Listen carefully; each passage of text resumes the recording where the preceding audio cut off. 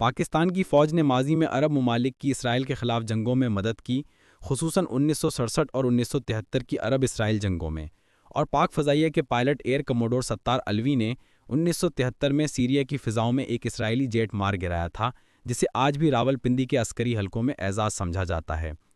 تاہم خفیہ سطح پر عملی روابط کی تاریخ بھی موجود ہے، جیسا کہ برطانوی مورخ ایان ٹالبرٹ کی 2017 کی کتاب میں ذکر ہے کہ 1980 کی دہائی میں سوویت افغان جنگ کے دوران ISI اور موساد کے درمیان انٹیلیجنس تعاون ہوا، مگر یہ تعلقات کبھی پالیسی میں تبدیلی کا باعث نہیں بنے کیونکہ اس سے بھارت کو فائدہ پہنچنے کا خدشہ تھا، جس نے 2017 میں اسرائیل سے ارب ڈالر کے میزائل دفاعی نظام خریدے۔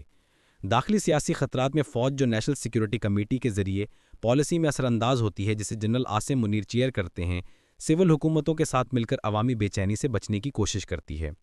2005 میں جنرل مشرف نے نیو یارک میں امریکن جیوش کانگریس سے خطاب میں اسرائیل پر کھلے مباحثت کی تجویز پر اسلام آباد میں مذہبی جماعتوں کی شدید احتجاجی مہم شروع ہوئی۔ مئی 2022 میں پاکستان نژاد امریکی وفد کے نجی وفد نے اسرائیل کا دورہ کیا، جس کے بعد قومی سطح پر غصہ بھڑک اٹھا اور PTV نے ایک پروڈیوسر کو برطرف کیا، جبکہ دفتر خارجہ کے ترجمان عاصم افتخار احمد نے 15 مئی 2022 کو وضاحت کی کہ پاکستان کا اسرائیل کے حوالے سے موقف بدستور غیر تسلیم شدہ ہے۔ میڈیا بھی اس مخالفت کو بڑھاتا ہے، جیسا کہ جون 2024 میں ڈان کے اداریہ نے اسرائیل سے تعلقات کو سیاسی خودکشی قرار دیا، اور 2023 گلب پاکستان سروے کے مطابق 92% پاکستانی اسرائیل کو تسلیم کرنے کے مخالف ہیں۔ PTI اور جماعت اسلامی جیسی جماعتیں اس عوامی جذبات کو اپنی سیاست میں استعمال کرتی ہیں، اور 2024 میں سینیٹر فیصل واؤڈا نے کہا کہ اسرائیل سے تعلقات معمول پر لانے کی کوشش ملک گیر بدامنی کا باعث بن سکتی ہے۔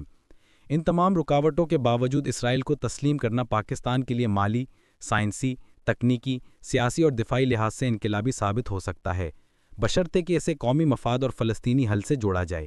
مالی و اقتصادی فوائد میں تجارت اور سرمایہ کاری اہم ہیں، کیونکہ اسرائیل کی معیشت IMF 2024 کے مطابق 156 ارب ڈالر ہے، ٹیکنالوجی، زراعت اور دفاع میں عالمی صف اول ہے، اور پاکستان جس پر 75 ارب ڈالر کا بیرونی قرضہ ہے اور 7 ارب ڈالر کے نئے IMF قرض پر بات چیت کر رہا ہے، باہمی تجارتی معاہدوں سے فائدہ اٹھا سکتا ہے۔ 2020 کے ابراہم اکارڈ کے بعد متحدہ عرب امارات اور اسرائیل کے درمیان 2023 تک 3 ارب ڈالر کی تجارت ہوئی، جس میں سولر انرجی کے منصوبے بھی شامل تھے۔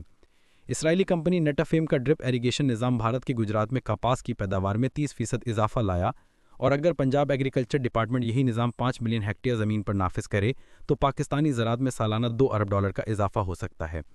امریکی مالی مراد بھی ممکن ہے، کیونکہ اسرائیل کو تسلیم کرنے والے ممالک کو امریکہ نے مالی فوائد دیے، جیسے کہ سوڈان کو 2020 میں ابراہم اکارڈ کے بعد 1.2 ارب ڈالر کا قرض ملا۔